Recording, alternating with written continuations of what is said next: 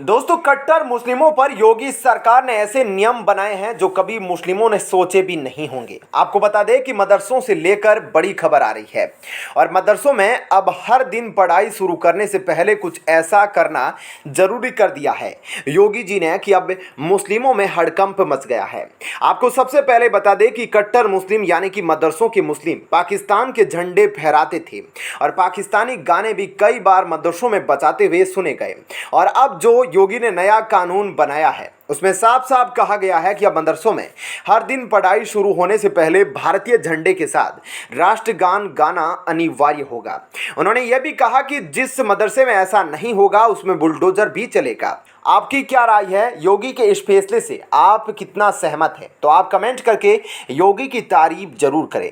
और इस फैसले के बाद सभी मौलवियों में आक्रोश भी देखा जा रहा है, क्योंकि मौलवी मदरसों में अपने तरीके से सब कुछ करवाते हैं और वहां के बच्चों को भी उस तरह से ट्रेनिंग दी जाती है जिससे वह देशद्रोही वाले काम करें।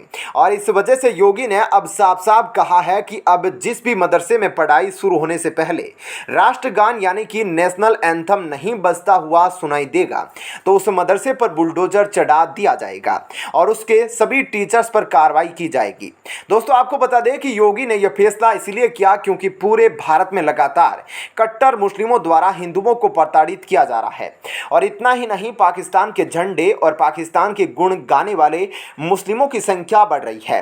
इसी वजह से योगी सरकार ने यह फैसला लिया है।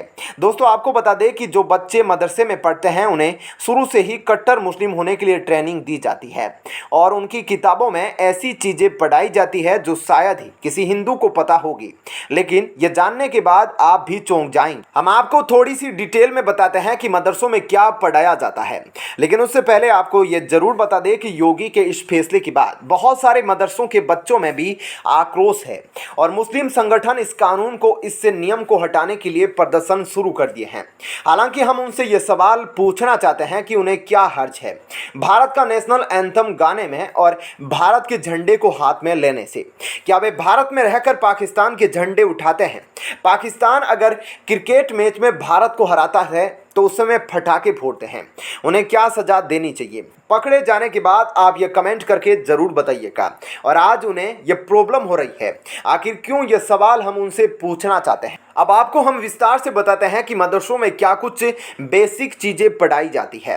दोस्तों, मदरसों में सोशल स्टडीज की किताबों में बच्चों को ये पढ़ाया जाता है कि जो हिंदू होते हैं वो अपनी बेटियों के साथ सही तरीके से बर्ताव नहीं करते।